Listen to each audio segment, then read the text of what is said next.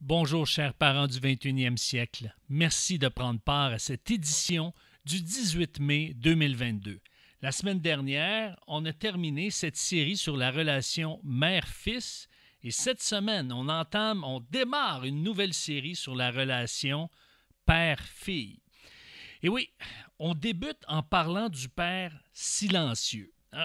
Moi, écoutez, j'étais un père silencieux. Non seulement silencieux en parole, mais silencieux sur le plan émotionnel. Oui, je n'étais pas un homme qui exprimait énormément ses émotions, son ressenti, comment je me sentais. Je n'allais pas chercher les émotions de mes enfants.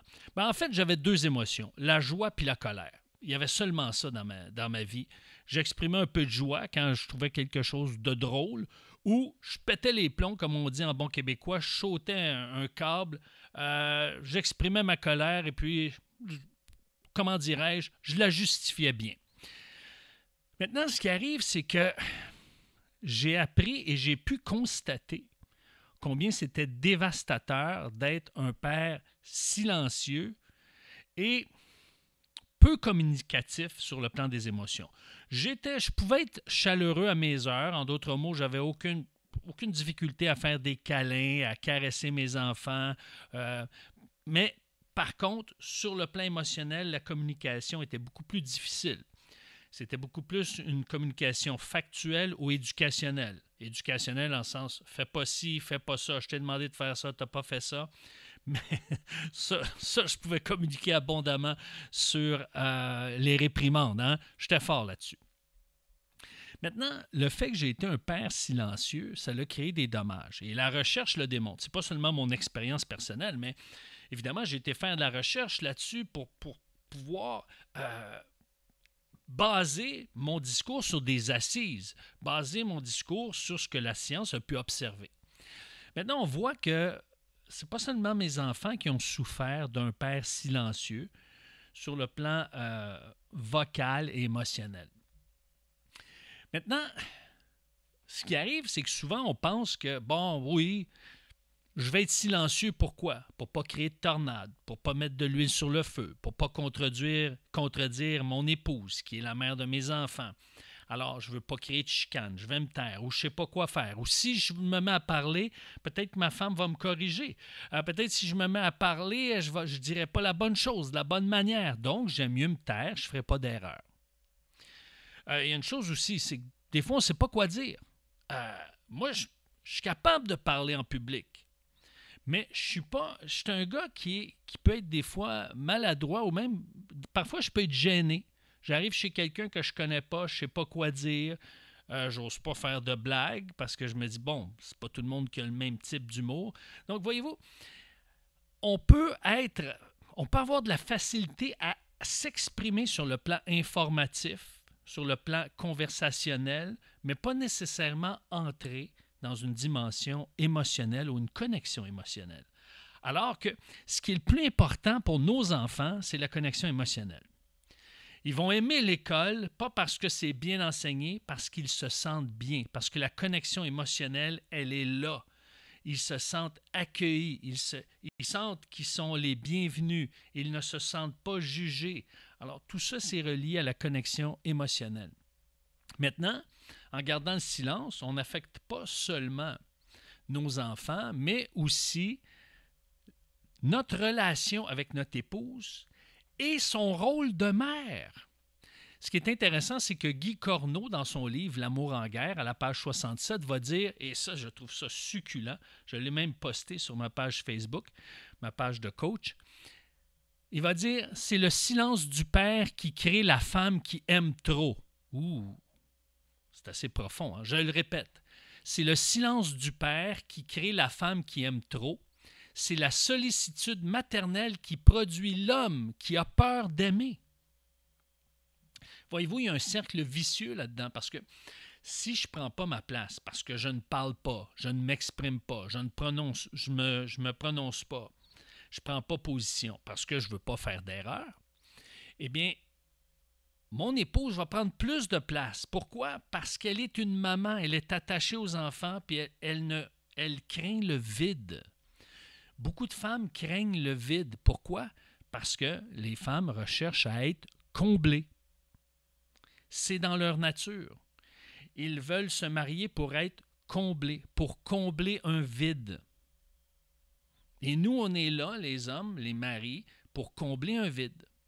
Maintenant, notre silence va amener notre épouse, justement, à vivre ce qu'on a parlé dans la relation mère-fils, à chercher à remplir le vide, mais souvent, pas toujours, mais souvent de manière toxique. Pourquoi? Pas à cause qu'elles sont mal faites, à cause qu'on ne prend pas notre place, nous les hommes. Alors, ce qu'il faut comprendre, justement, comme je l'ai mentionné tout à l'heure, une fille comblée, c'est une fille heureuse. Hein? Et qu'est-ce qu'on a envie, nous, en tant que mari? C'est de voir notre femme comblée. Notre fierté, c'est de voir notre femme heureuse, voir notre femme souriante, voir notre femme avec des yeux pétillants. C'est ça notre indicateur de succès. C'est l'expression que je cherchais. C'est notre indicateur de succès. Alors, maintenant, puisque le silence crée un vide, et je ne dis pas que ce n'est pas nécessaire des silences. Hein? Des fois, on parcourt des kilomètres ensemble, ma femme et moi, puis il y a des moments de silence, puis moi, j'ai appris à vivre avec les silences puis avec le vide. Je suis beaucoup moins inconfortable avec les silences et le vide qu'avant. Même, je vous dirais que j'ai appris à apprivoiser. On apprend à apprivoiser le vide. Hein? Par exemple, quand des gens vont prier ensemble, je ne sais pas si vous êtes des gens qui prient en groupe, mais dès qu'il y a un moment de silence, on dirait qu'il y a toujours quelqu'un qui veut combler le vide. Alors, c'est important qu'il y ait des moments de silence. Mais quand il y a uniquement ça, ça peut être long et ça peut être lourd. C'est pas très stimulant. Alors, le silence crée un vide. Maintenant, ce vide-là, le vide émotionnel que des femmes peuvent vivre, provient d'où? D'un manque d'amour et d'attention. Alors, comment le silence d'un papa est interprété par une fille? Eh bien, je suis peut-être pas assez belle, je suis peut-être pas assez intéressante, je suis peut-être pas assez attirante, je suis peut-être pas assez intelligente, j'en vaux peut-être pas la peine. Alors, il y a toutes sortes de façons. Donc, je ne suis pas assez attirante physiquement, intellectuellement, émotionnellement, spirituellement. Donc, dans la tête d'un enfant, il y a une forme de rejet qui se passe en disant, si mon papa me laisse de côté, bien, elle peut se sentir rejetée, abandonnée, etc. Donc, et c'est pour ça que le silence du père enlève de l'assurance à nos filles, parce qu'oubliez pas, la gloire d'un enfant, c'est son père. C'est celui des deux parents qui amène une confirmation extérieure. L'enfant se sent connecté avec sa mère assez naturellement parce qu'elle l'a porté. Mais le père est le parent extérieur et c'est lui qui confirme, qui réaffirme ce que la maman a pu instituer ou développer, qui réaffirme la personnalité. Et le silence enlève cette assurance-là parce qu'il n'y a pas cette confirmation, cette réaffirmation-là qui est manifestée par le Père. Et je vous le dis, j'ai manqué là-dessus. J'ai manqué. Et je dois rebâtir cette dimension-là maintenant que mes enfants sont adultes. Alors, si vous pouvez entendre cette capsule-là pendant que vos enfants sont jeunes, bravo, parce que vous risquez de ne pas tomber dans les pièges dans lesquels moi je suis tombé. Alors, c'est sûr que le silence du père, qu'est-ce qu'il fait? Il provoque chez la fille une rêverie ou différents types de rêveries. Parce qu'elle interprète ce silence-là de différentes manières. Le vide a besoin d'être comblé. La nature a horreur du vide. Alors, si elle rêve de romance, ben, elle va attendre le prince charmant. Si elle rêve d'un sauveur, elle va attendre un chevalier. Donc, c'est important qu'elle puisse découvrir, dès son jeune âge, spécialement à partir de l'âge de 3 ans. Ça peut être avant, mais à partir de 3 ans, c'est là qu'il ne faut pas manquer le départ. Maintenant, vous allez dire, oui, mais ma fille, elle a 6 ans. Bien, il n'est jamais trop tard pour faire ce qui est bien. Hein? D'accord? Il y a des moments que c'est plus profitable, mais il n'est jamais trop tard. Donc, les filles sans père ou sans père présent, sans père qui s'exprime, qui exprime, qui connecte, qui parle au cœur, qui nourrissent par leurs paroles leurs filles, eh bien, vont être des filles qui vont rêver leur vie, mais ils n'ont pas trouver de modèles pour s'inspirer et dire comment je peux avancer dans la vie avec assurance pour réaliser mes rêves, réaliser les aspirations qui sont dans mon cœur. Alors, les filles qui n'ont pas cette connexion avec leur père pleurent souvent tout bas, même quand elles sourient. Et je pourrais vous dire que ma première femme, qui est décédée en 2013, elle était souvent souriante devant les gens. Mais quand elle était seule ou quand elle était avec moi, elle était rarement souriante. Pourquoi? Bon, d'une part parce qu'elle savait qu'avec moi, elle pouvait être comme elle était. Je ne lui reprochais pas d'être dans son état d'âme. Mais en même temps, il y avait une grande souffrance derrière ce sourire-là. Alors, les filles qui ne vivent pas cette connexion-là avec leur père rêvent de quelque chose qu'elles n'ont pas ou qu'elles ont peu ou qu'elles n'ont pas eu. Et elles ne savent pas où le trouver. Parce que puisqu'il n'y a pas eu cette conversation-là, relationnelle, émotionnelle, aussi profonde qu'elles cherchaient, eh bien à ce moment-là, il y a comme une quête de trouver comment je peux combler ce vide. Et ce qui arrive, c'est que on ne sera jamais le mari de notre fille. Donc, c'est pour ça que leur compagnon, éventuellement leur conjoint, leur mari, ne pourra pas combler ce que nous, on peut combler dans leur cœur. Parce que on n'a pas le même rôle. On est un papa. On est là pour rassurer. On est là pour réconforter. Hein? Et c'est exactement ça. Ce n'est pas seulement à la mère de réconforter, c'est aussi au père de le faire. Et c'est pour ça que les filles vont savoir comment se positionner sur le plan affectif, puis vont pouvoir se développer, vont pouvoir croître, vont pouvoir grandir. Parce que si leur dimension affective n'est pas nourrie par leur papa, eh bien, elles peuvent développer, par exemple, une forme d'intellectualisme destructeur, hein, de tellement là, avoir des raisonnements, puis défendre des causes, puis tout ça, mais à un moment donné, il y a une certaine forme d'acharnement où ça peut devenir excessif. Elles peuvent devenir dépendantes de gens plus forts ou se réfugier dans le malheur même pour mériter l'attention de l'entourage. Plutôt que tout simplement avoir la liberté d'exprimer que ça ne va pas, elles vont devoir aller jusqu'à souffrir pour là, je peux mériter l'attention. Moi, je peux vous dire une chose, j'ai constaté un peu trop tard, mais comme je dis, il n'est jamais trop tard, mais dans le sens, j'aurais aimé le constater avant.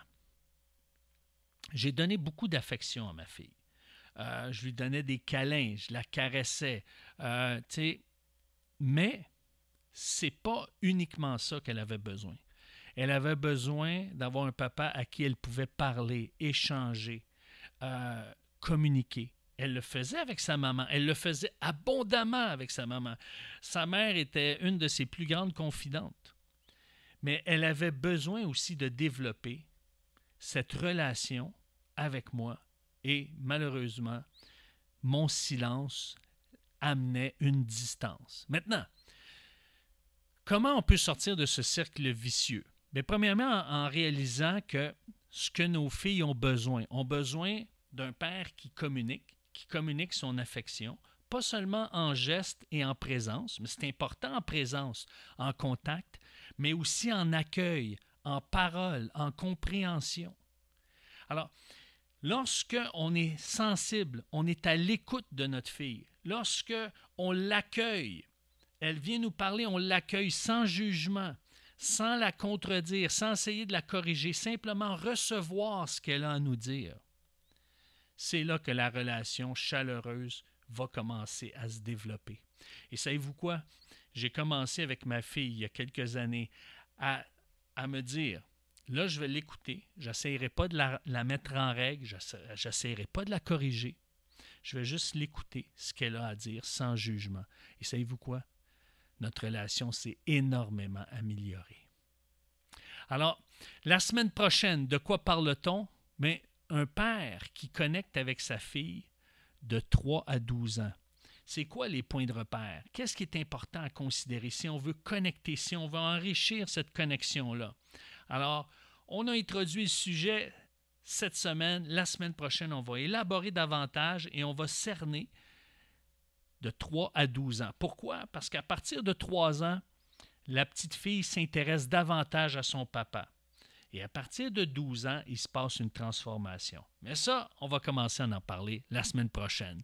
Alors, chers parents du 21e siècle, je vous dis merci d'avoir été des nôtres et je vous dis à la semaine prochaine. Au revoir.